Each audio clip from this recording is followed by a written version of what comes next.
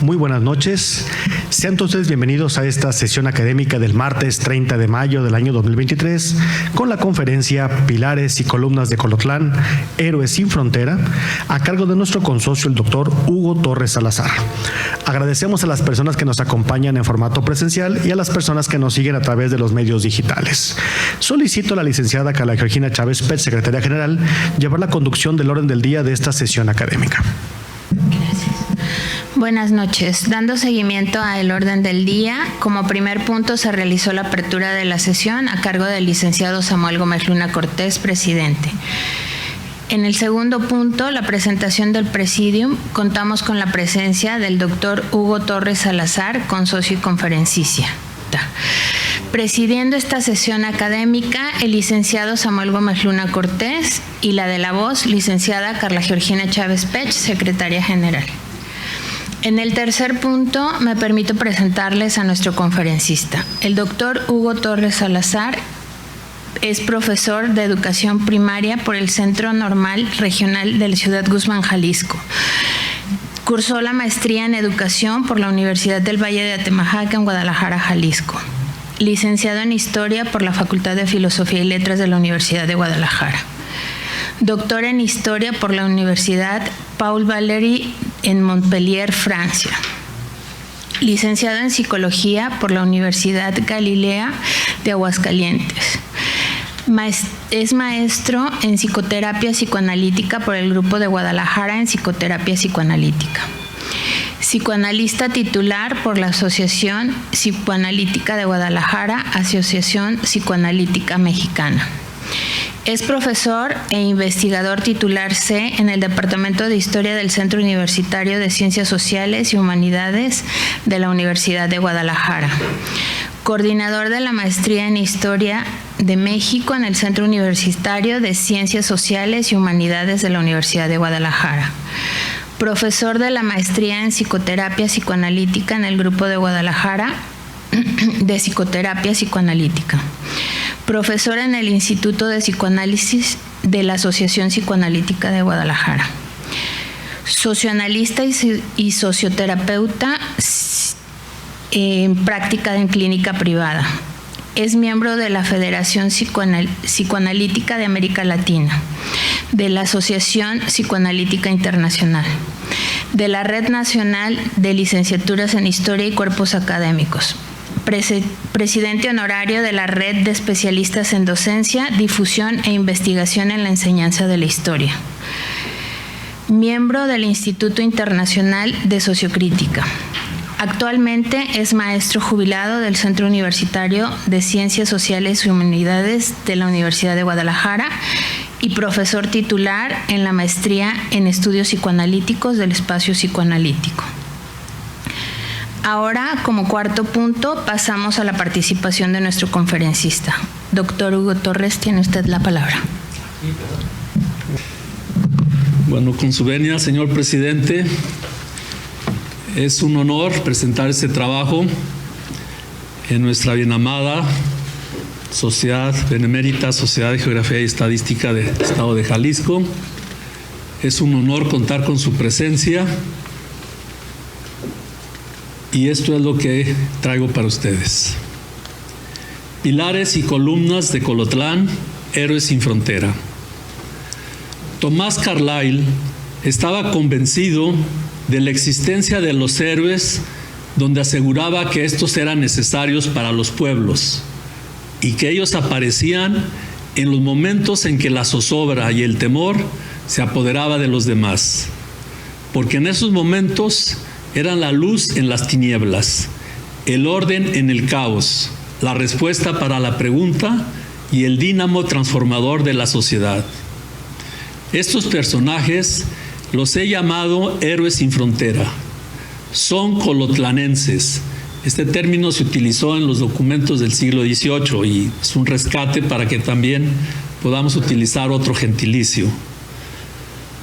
Eran colotlanenses que encabezaron movimientos o que realizaron acciones que por su trascendencia y por los valores que en ellas sustentaban, los llevaron a no ser solo hijos de Colotlán, sino a ser hombres de cualquiera y de todos los lugares. Les voy a hablar de un padre y sus indios flecheros, de un preclaro insurgente presidente de Colotlán, de un capitán mestizo, de unas manos de un santo consagradas, de unas manos sacerdotales, de unas manos que pintan, de unas manos militares y de unas manos cristeras. He tomado de cada personaje una letra que unidas a través de la exposición hacen Colotlán. Pablo José Calvillo, caudillo insurgente. El padre José Calvillo nació en el Valle de Huejúcar el año de 1763, siendo sus padres don Vicente Calvillo y doña Jerónima López. Su trayectoria en los estudios eclesiásticos transcurrió a partir de los teologales efectuados en el Seminario Conciliar de Guadalajara, donde recibió el subdiaconado de manos del obispo Cabañas por el año de 1796. El diaconado a mediados del año siguiente en Teocaltiche y el presbiteriado poco después. Reside en Colotlán hasta el año de 1808, después de su paso por el curato de Juchipila, el de Ojo Caliente, y finalmente ejerce su ministerio en el pueblo de Jesús María. Iniciado el movimiento insurgente de 1810, resuelve tomar parte en él aprovechando sus relaciones con los indígenas de los pueblos de la frontera de Colotlán, llegando a considerársele, junto con sus indios flecheros, insignes patriotas de la independencia. El padre Calvillo y sus indios, quienes pertenecían al ejército insurgente, se apostaron en Puente de Calderón para enfrentar al poderoso ejército realista comandado por don Félix María Calleji del Rey, futuro conde de Calderón. El ejército de la insurgencia estaba dirigido por Allende. En este particular ejército participaba el padre Calvillo con sus feligreses, indios flecheros que creían en el favor de Dios y en su líder espiritual, que en muchas ocasiones con sus prédicas y rezos les ofrecía la salvación y la felicidad eterna. Esto era su contribución. Con más de 5,000 indios flecheros, traídos de la región de Colotlán por el cura don José María Calvillo, para quienes no habían pasado 300 años de dominación española, pues estaban armados y vestidos como en las guerras de conquista. El ejército insurgente contaba con 30,000 hombres, 5,000 jinetes y 94 piezas de artillería. En el texto de Ramírez Esparza se cita en diferentes párrafos a los indios flecheros. Yo tomo 3 citas. La primera describe su posición. Los flecheros con Calvillo al frente, al pie y bajo la protección de los cañones. Esta posición lo ocupaban por su movilidad y por la distancia que requerían para el ataque, considerando la fortaleza para lanzar las flechas. La segunda cita.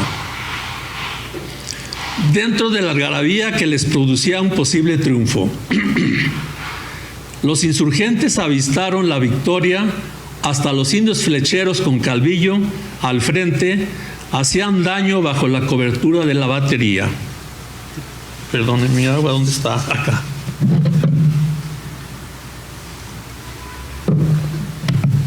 La tercera no es tan afortunada. Se refiere a la confusión que provocó en todo el ejército insurgente el obús que hizo explotar un carro de pólvora en el centro del ejército. Los flecheros de Colotlán, comandados por don Pablo José Calvillo, son los primeros en desmoralizarse y huir armados como en tiempo de Tenamaxtli, no soportan las primeras cargas de bayoneta, lo cual fue suficiente para el triunfo de Calleja y su ejército. La derrota fue completa y la diáspora de los caudillos insurgentes fue hacia sus lugares de origen o de refugio. Unos prosiguieron hacia el norte en la ruta convenida: Pabellón, Zacatecas, Saltillo, Acatita de Baján, Monclova y Chihuahua. Para otros, como el padre Calvillo y sus huestes, este fue el destino. Del mismo Calderón deben haber tomado por el norte. Embarrancándose, buscaron sus conocidas veredas de sus recónditos cañones. El río Bolaños y sus afluentes los vieron pasar en derrota. Su destino es empeñolarse en su querencia. Si en esta batalla no lograron la victoria, no quedó duda de su valentía y pericia en el uso del arco y la flecha. Y de esto nos da cuenta el relato que se hizo sobre el paseo del Pendón para festejar el regreso de Fernando VII como monarca español. Se colocaron a los flecheros de a 2 pasos uno de otro y comenzaron a disparar flechas, y fueron tantas que se nubló el sol, y eran tan ligeros para tirarlas que mantenían un peso en el viento a flechazos, según refieren testigos oculares que los vieron. ¿Qué pasó con el padre Calvillo? El padre Calvillo solicita una dispensa para regresar a practicar su santo oficio, y el 4 de enero de 1812, el futuro obispo de Michoacán, señor Gómez y Villaseñor, declara indultado a Pablo José Calvillo. Murió en Zacatecas el 6 de abril de 1816. Ahora vamos con la O. Marcos Marcelo Escobedo, insurgente y primer presidente de Colotlán. Este ilustre colotlanense nació en 1784 en Colotlán, Jalisco. Se presumía ser descendiente de los tlaxcaltecas, grupo indígena que facilitó la conquista de la región norte, estableciendo doble frontera contra los pueblos bárbaros reacios a la conquista española. Su padre, quizá descendiente de este grupo, se llamaba José Joaquín Escobedo. Desde 1808 participó como gobernador en este lugar para organizar la ceremonia que celebraría el reconocimiento de Fernando VII como rey de España con el Paseo del Pendón. A partir de los movimientos de insurgencia, se pronunció a favor de la independencia de México, aceptando la invitación que el cura Hidalgo hacía a todos los pobladores del país. El 1 de noviembre de 1810 se pronuncia don Marcos por la independencia y se puso a las órdenes del señor cura Hidalgo y organiza sus fuerzas equipándolas de lanzas, machetes, hondas y flechas. El 1 de enero recibe orden del señor Hidalgo de marchar para Guadalajara a reunirse con las demás fuerzas que salían para el puente de Calderón. Marchó don Marcos con 5,000 hombres. Se emprendió la batalla que perdió Hidalgo, sufriendo la misma suerte la gente de Escobedo.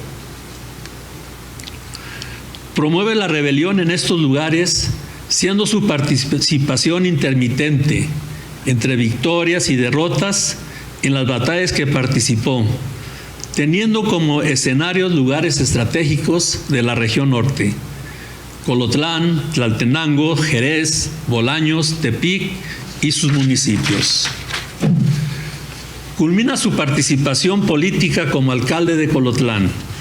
Sin embargo, no fue fácil ejercerla, ya que fue acusado de subyugar a los grupos indígenas de la región. Sin embargo, colocó a la región como pueblos promotores de la independencia nacional y los ajustó a la primera constitución del país. Murió en agosto 7 de 1833. La L. Parece ahora de porra, ¿no? Denme la O, denme la... Bueno, pues vamos en la L. Miguel Caldera, capitán protector de las fronteras de San Luis de Colotlán.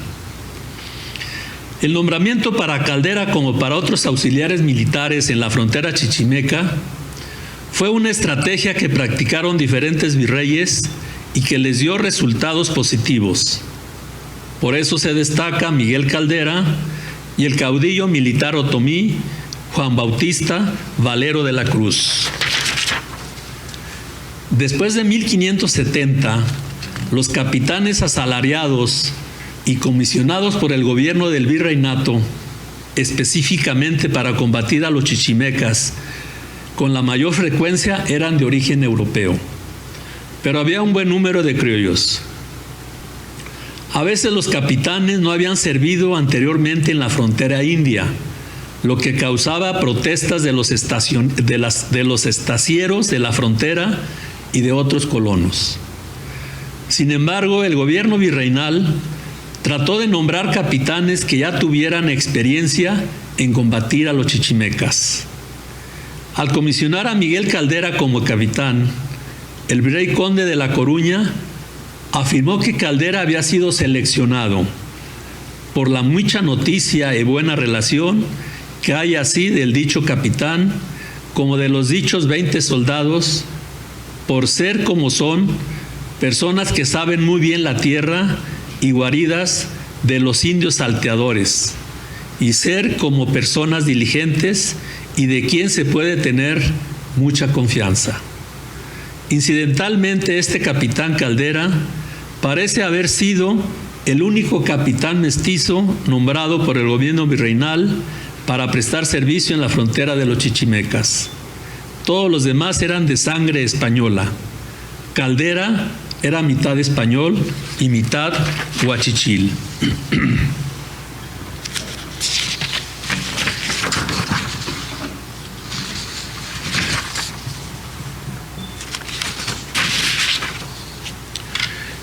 El capitán Caldera cumplió con el encargo hasta su muerte ocurrida en 1597, desempeñando las siguientes funciones: vigilar el buen trato y cristianización de los naturales, proteger los asentamientos españoles y los caminos de las incursiones de indios bárbaros, administrar y gobernar a los indios sedentarios de la región, ya sometidos pero no hispanizados, y visitar periódicamente los pueblos, resolver sin demora sus necesidades y problemas y atender su evangelización.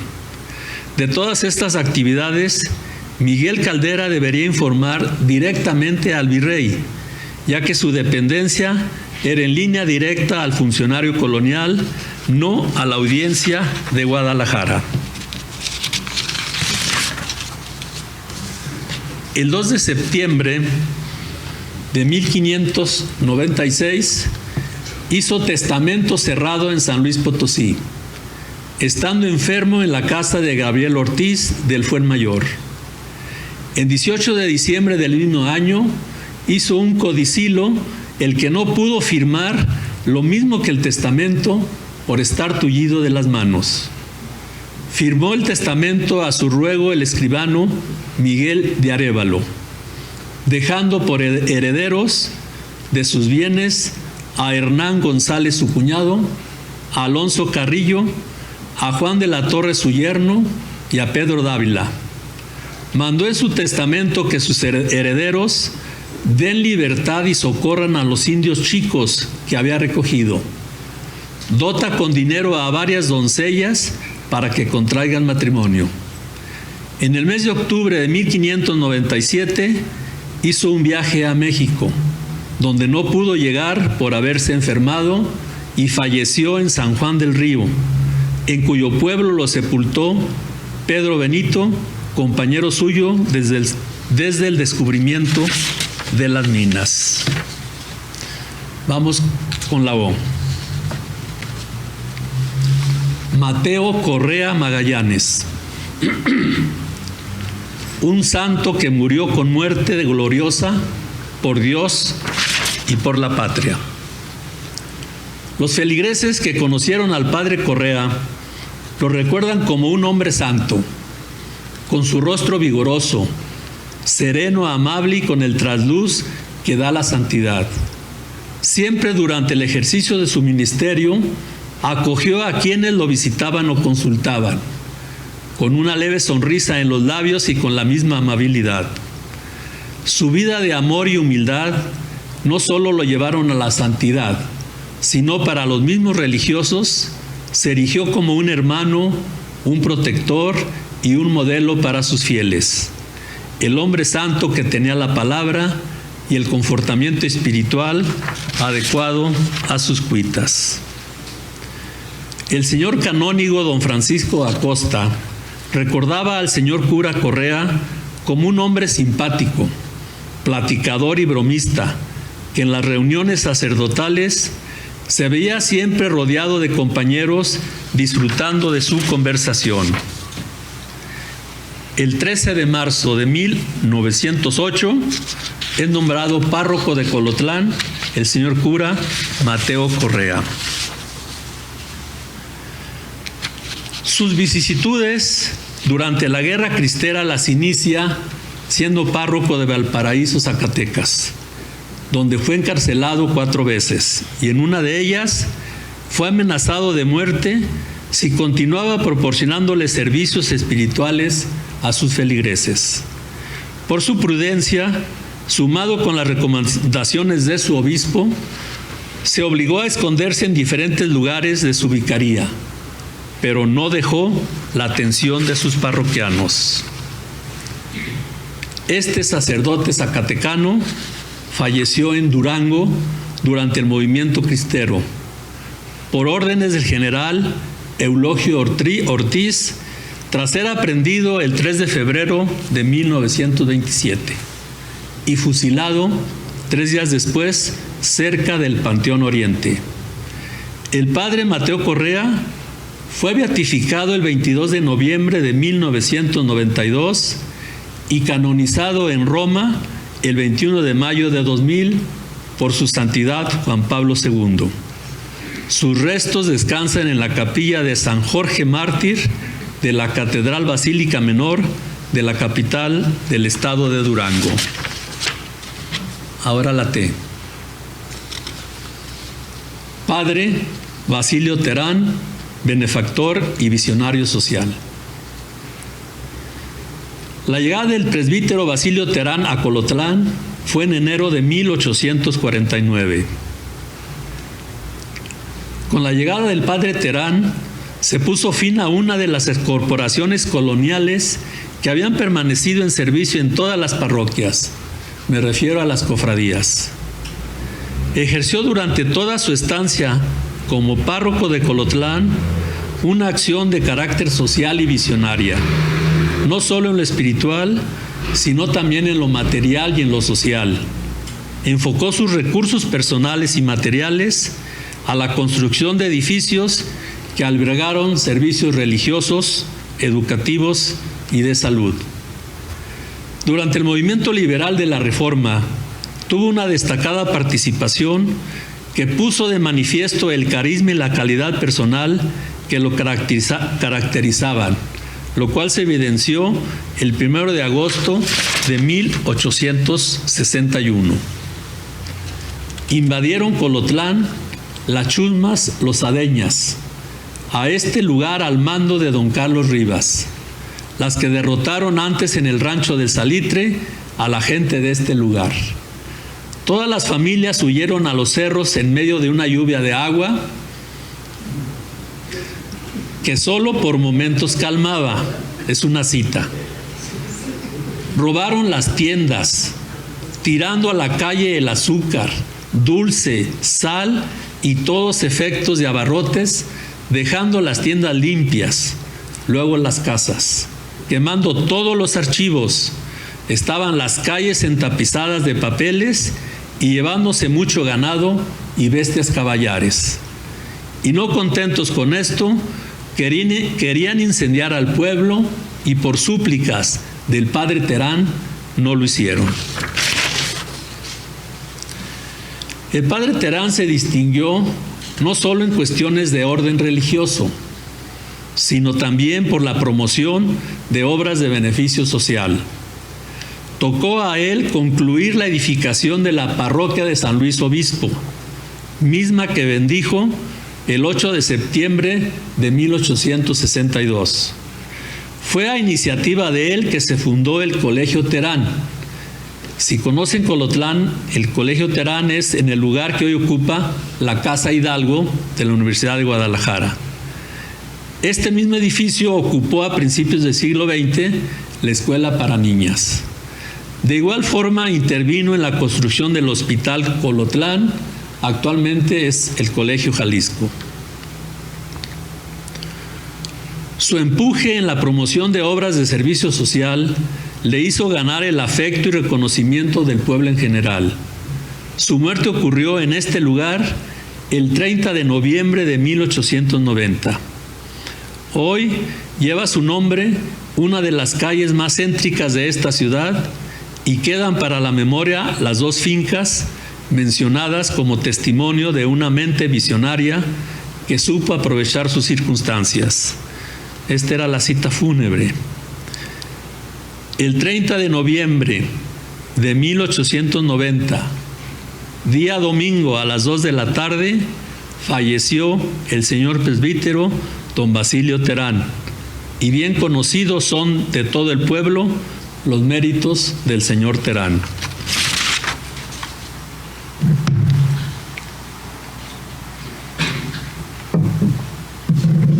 La L, llamero a llamero. Mateo Alfonso Saldaña Dosal, pintor de la luz y del color. Nació el 2 de agosto de 1875 en Totatiche, distrito de Colotlán, del estado de Jalisco, hijo de don Miguel Saldaña y doña Francisca Dosal. Si bien nació en Totatiche, a los 9 días de vida su familia lo trasladó a Colotlán para vivir en la finca que hoy tiene el número 22 de la calle Vicente Guerrero. Desde sus primeros años mostró gran afición a la pintura y apenas había cumplido los 16 cuando ejecutó sus primeros cuadros, muchos de ellos bodegones. Trasladado a la Ciudad de México, cursó allí sus estudios superiores y terminados estos ingresó a la Academia de Bellas Artes de San Carlos, en donde fue discípulo de Félix Parra, Santiago Rebull y otros profesores, pero predilecto de José María Velasco, a la vez compañero de Cleofás Almanza, Carlos Rivera, entre otros. La pintura de Saldaña acusa natural y principalmente, en cuanto colorido, la influencia de don José María Velasco, pero en algunas de sus obras se deja ver no solo el aspecto más bien plateado de su maestro, sino también los tintes, digamos, rojizos de Eugenio Landesio, maestro del paisaje de México, en México. Cuando don José María Velasco dejó el puesto que ocupaba como restaurador de pintura en el Museo Nacional de Arqueología, Historia y Etnología, Mateo Saldaña fue llamado a sucederlo y durante muchos años fue restaurador, no solamente de cuadros virreinales y del siglo XIX, sino aún de frescos antiguos y muy especialmente de códices prehispánicos. En esta última tarea se distinguió de manera extraordinaria. Saldaña firmaba sus producciones a veces con su nombre y apellidos completos, pero frecuentemente solo con sus iniciales, M.A.S., dentro de un pequeño cuadro. Mateo Alfonso Saldaña, hombre de profunda convicción religiosa y de vida intachable, terminó su cristiana vida en la Ciudad de México el 31 de marzo de 1951. Fue enterrado en el Panteón Jardín.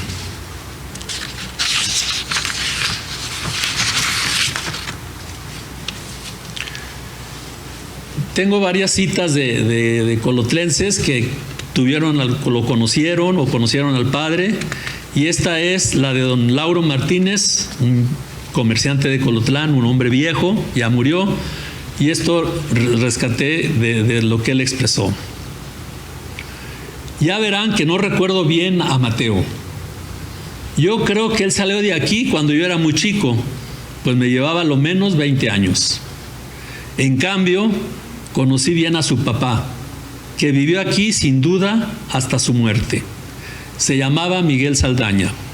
Era un comerciante próspero que tenía tienda de ropa donde ahora está el Hotel México. Hubo algún tropiezo, tal vez las dificultades políticas del tiempo, el caso que don Miguel quebró y se acabó la tienda. La casa de Mateo fue la que hoy es de don Eliseo Navarro, otro colotlense. Me acuerdo haberla conocido en lo que fue entonces una casa muy bonita, de unos cielos pintados con mucho arte, tenía pinturas y unos espejos de casi toda la pared.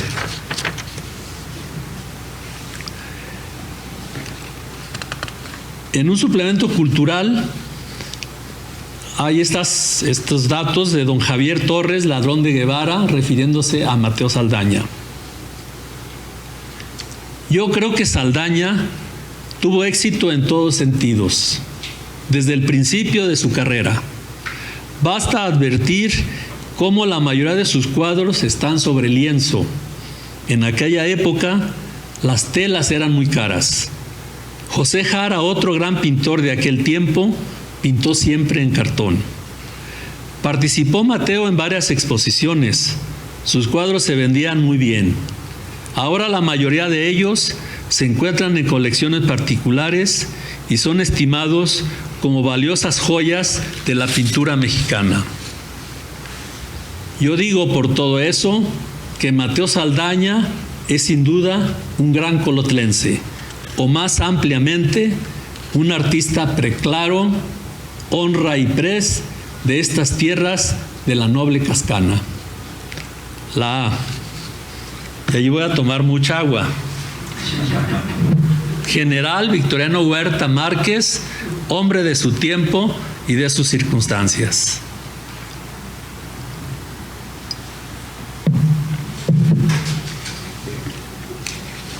Al general Victoriano Huerta, como militar, lo avalan 3 campañas, decenas de acciones de armas, en el norte los brillantes combates de Rellano, Conejos y Bachimba.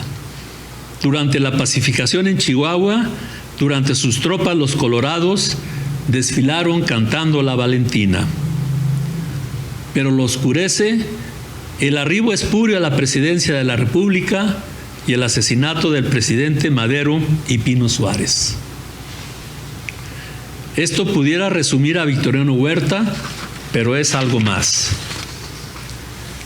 Su nacimiento se registra el 20 de diciembre de 1850 y su bautismo está registrado en el archivo parroquial de Colotlán, en el libro de bautismos número 24, folio 237, y al pie de la letra dice: en la iglesia parroquial de Colotlán, a 20 de diciembre de 1850, el presbítero don Basilio Terán, con licencia del párroco, bautizó solemnemente a José Victoriano, de un día de nacido, en lunes a las 8 de la mañana, en este lugar.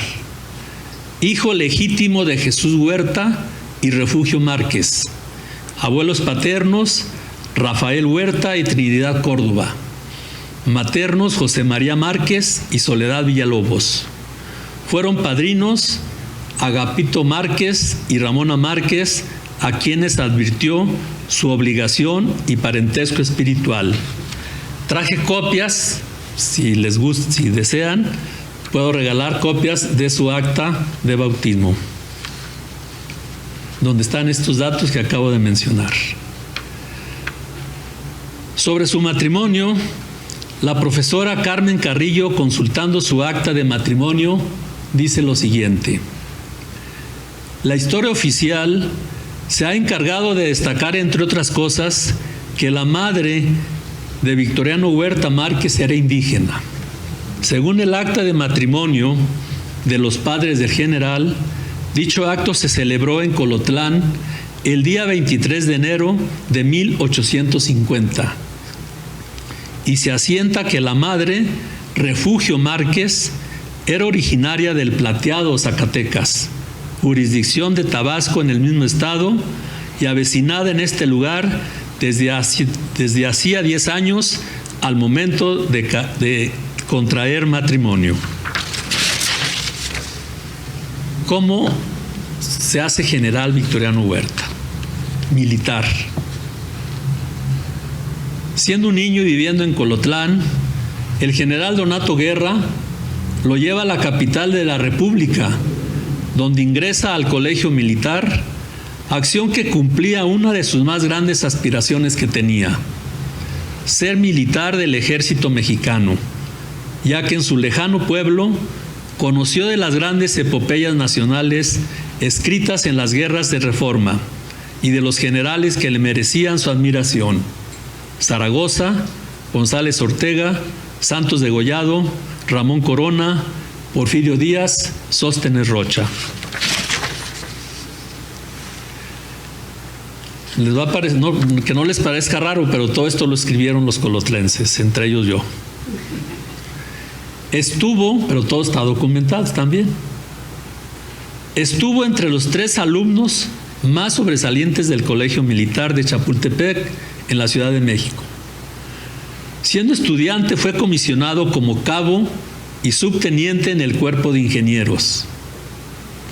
Al graduarse lo asignan como ayudante del Estado Mayor General Especial y después es nombrado comandante de la Comisión Geográfica, ingeniero en caminos.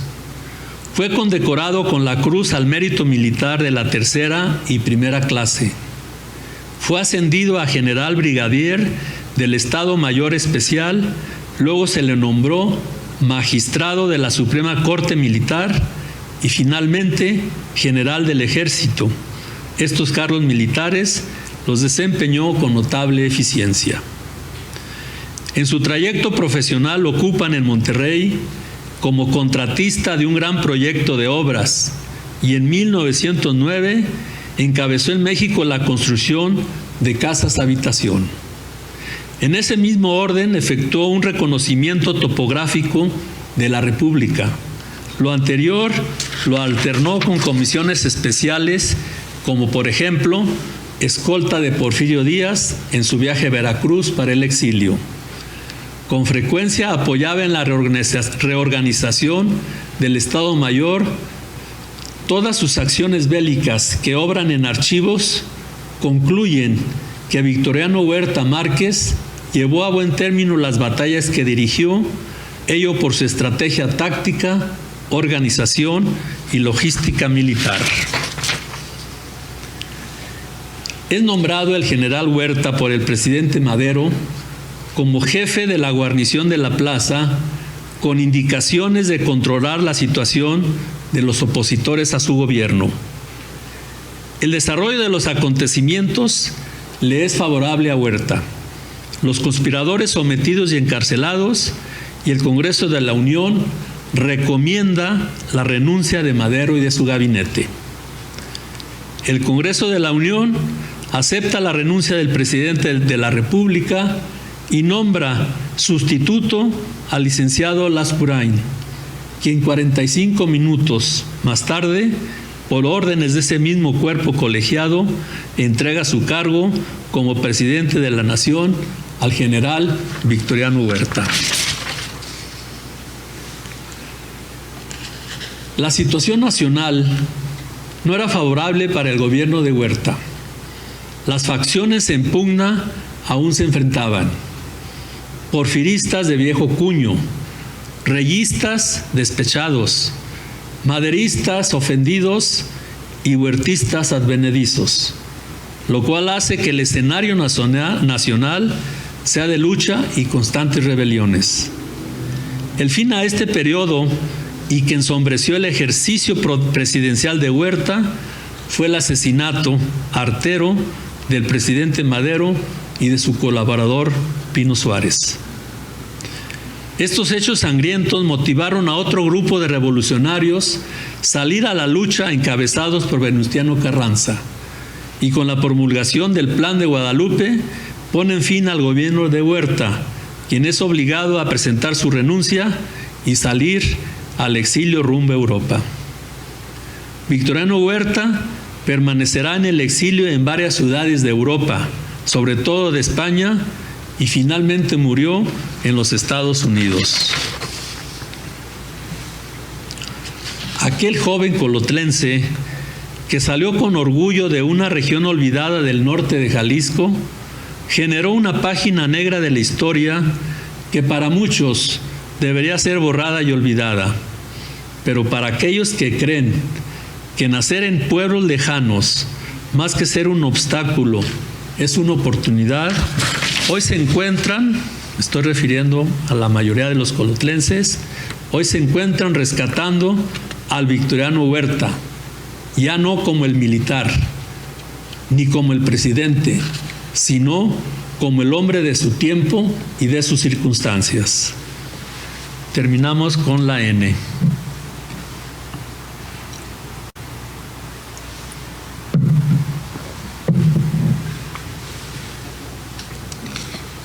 Capitán Herminio Sánchez, hombre valiente, cristero de corazón. El jefe Quintanar, líder cristero de esta región, confió en dos hombres colotlenses para que promovieran el movimiento cristero, y ambos le respondieron con su vida. Uno fue el general Herminio Sánchez y otro fue Felipe Sánchez Caballero. El general Herminio Sánchez, apodado el Gato Bronco, nació en Colotlán, Jalisco, el 14 de marzo de 1886. Fue hijo legítimo de don Loreto Sánchez y Sánchez y de la señora Soledad Sánchez Valenzuela. Contrajo matrimonio el 15 de febrero de 1912 con Hermelinda Campos Ortega.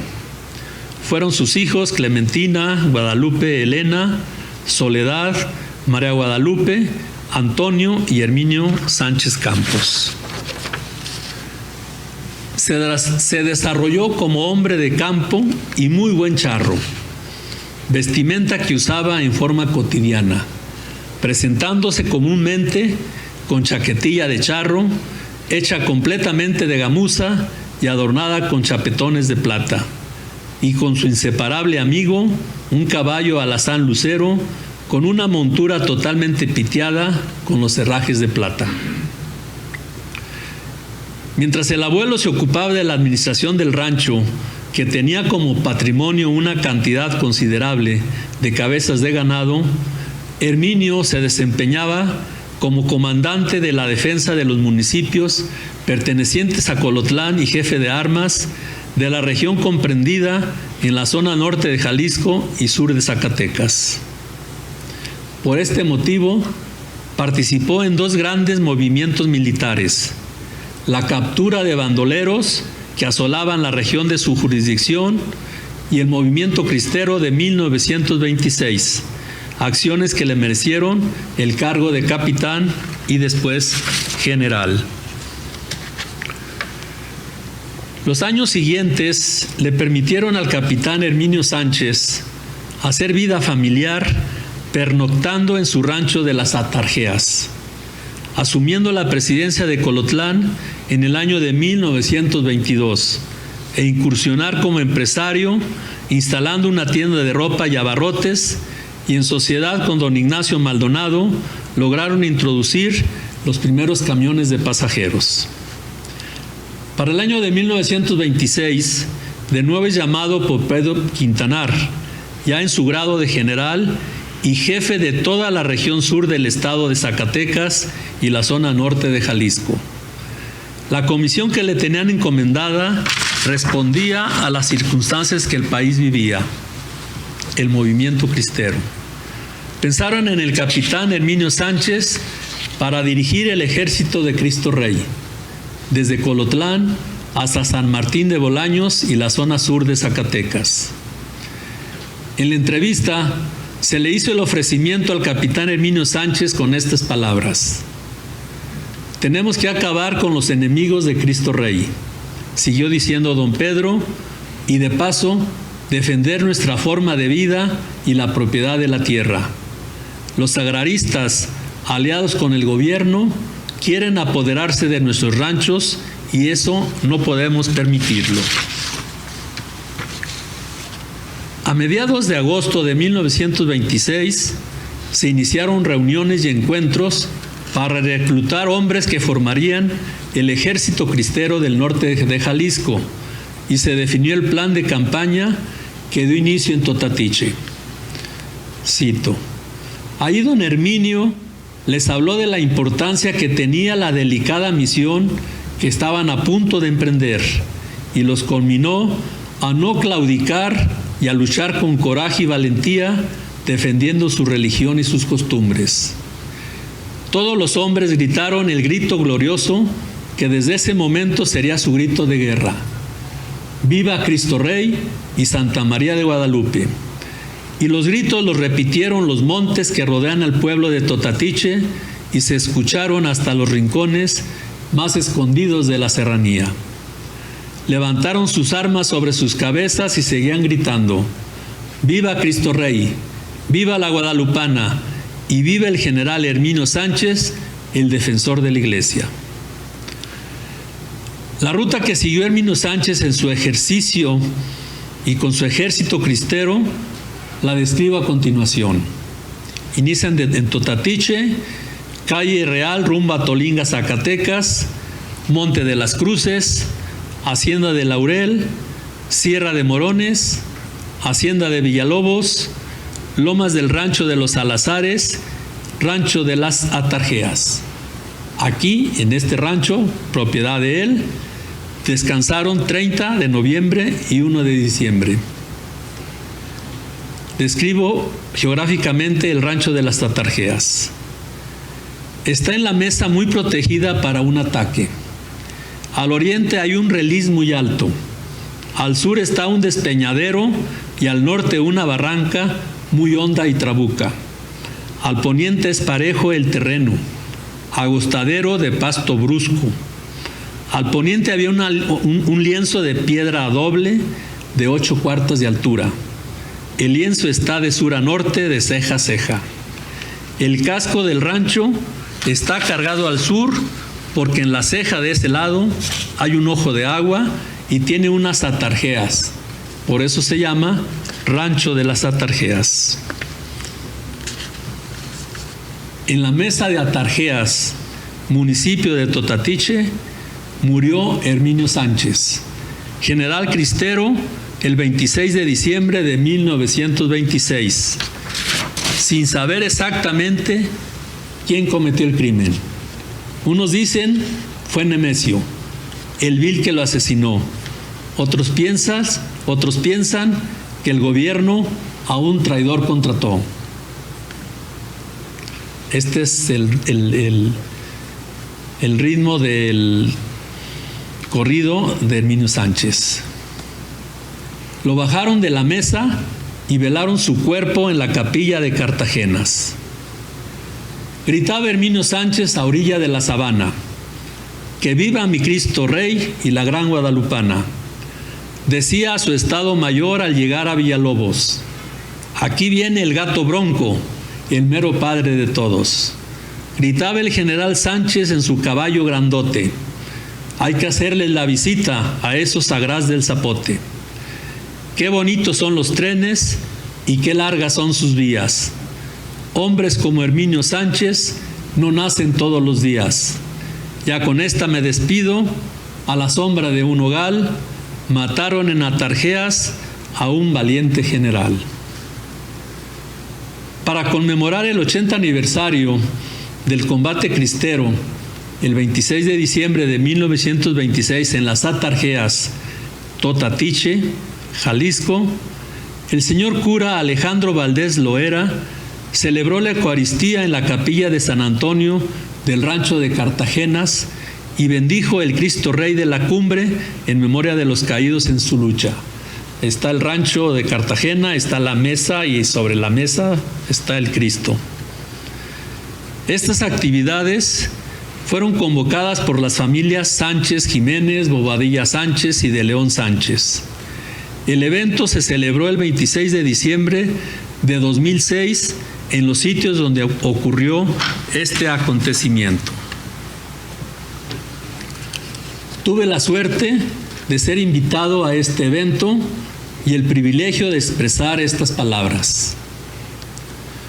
Estamos en el sitio donde se celebró una de las epopeyas de nuestra historia, particularmente de nuestra historia regional, la Guerra Cristera, movimiento de profundos cambios religiosos, pero también sociales, políticos y económicos. Y aquí luchó un hombre protagonista de esta lucha, el general Herminio Sánchez. Esta ceremonia de aniversario también nos proporciona dos lecciones de historia. La primera, que los hechos históricos son producto de acciones de hombres de carne y hueso. Y la segunda, que estos hechos trascienden el ámbito social en el cual suceden.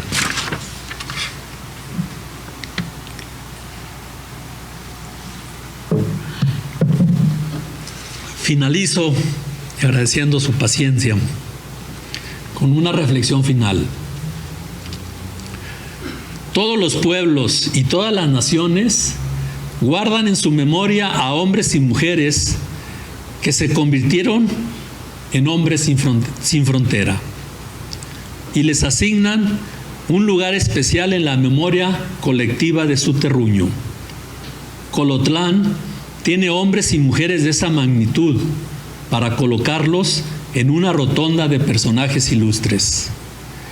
El juicio que hace la historia no corresponde generalmente al que hacen los hombres, ya que en el humano siempre hay un grado de emoción y de reconocimiento por la amistad, el lazo familiar o simplemente por la identificación con el personaje.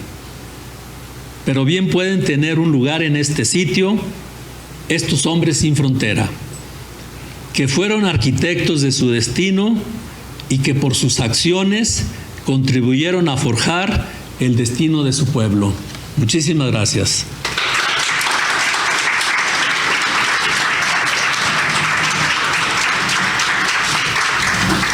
Agradecemos la intervención del doctor Hugo Torres Salazar y también agradecemos la presencia de la licenciada María del Pilar Sánchez Alfaro, expresidenta, el doctor Eduardo Velasco Briceño, expresidente, la doctora Angélica Peregrina Vázquez, vicepresidenta, y el ingeniero Tomás Durán Nieto, tesorero.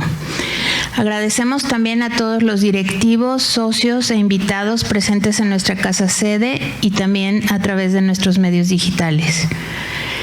Cedo ahora el uso de la voz a nuestro presidente para que haga la entrega del reconocimiento. Muchas gracias. Agradezco muy cumplidamente al doctor Hugo Torres Salazar por esta maravillosa exposición que nos recuerda que también fuera de Guadalajara existen personajes que muchas veces pasan a ser desconocidos. Y esta Benemérita Sociedad de Geografía y Estadística del Estado de Jalisco otorga el presente reconocimiento al doctor Hugo Torres Salazar por su participación en las actividades organizadas por esta institución con la conferencia Pilares y Columnas de Colotlán, Héroes sin Frontera, misma que se llevó a cabo en las instalaciones de nuestra casa sede, cumpliendo así con el compromiso de presentar un trabajo anual y con el objetivo fundamental de esta benemérita institución, que desde su fundación ha sido el estudio y la divulgación de la ciencia y la cultura. Guadalajara, Jalisco, a 30 de mayo del año 2023, firma la licenciada Carla Georgina Chávez Pech, secretaria general, y el de la voz en su calidad de presidente.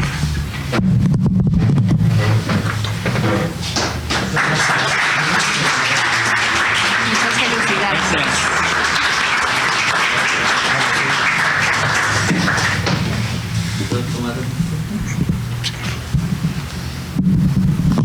Bueno, yo estoy muy agradecido, muy honrado con su presencia y solamente faltó trabajar el acento porque ese no lo cité.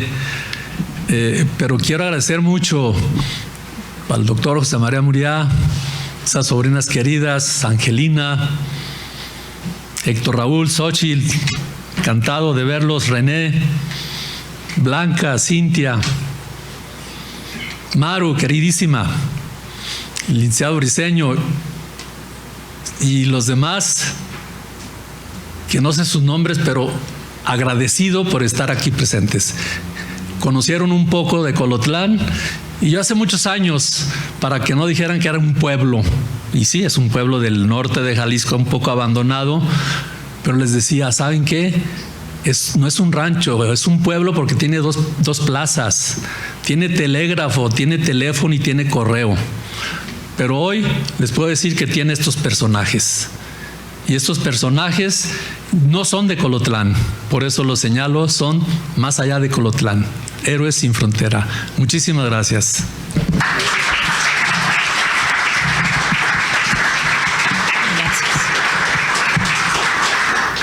Me permito dar los siguientes avisos. En el mes de junio celebramos el Bicentenario de Jalisco con un ciclo de conferencias titulado El Nacimiento de Jalisco, iniciando el martes 6 de junio a las 20 horas con la conferencia El pasado de Jalisco, a cargo de nuestro expresidente, el licenciado Miguel Claudio Jiménez Vizcarra, y la conferencia La Constitución de 1812 y la creación de la Diputación Provincial de Guadalajara, a cargo de nuestro consocio, el doctor Carlos Ramiro Ruiz Moreno. Les invitamos al concluir esta actividad académica a un convivio que ofreceremos en nuestro patio para convivir con nuestro conferencista. Y como último punto, cedo el uso de la voz a nuestro presidente para que haga la clausura. Muchas gracias por habernos acompañado en esta, por demás, creo que lúdica conferencia. Y siendo las 20 horas con 58 minutos, damos por clausurados los trabajos de esta sesión académica. Muchas gracias, que pasen buena noche.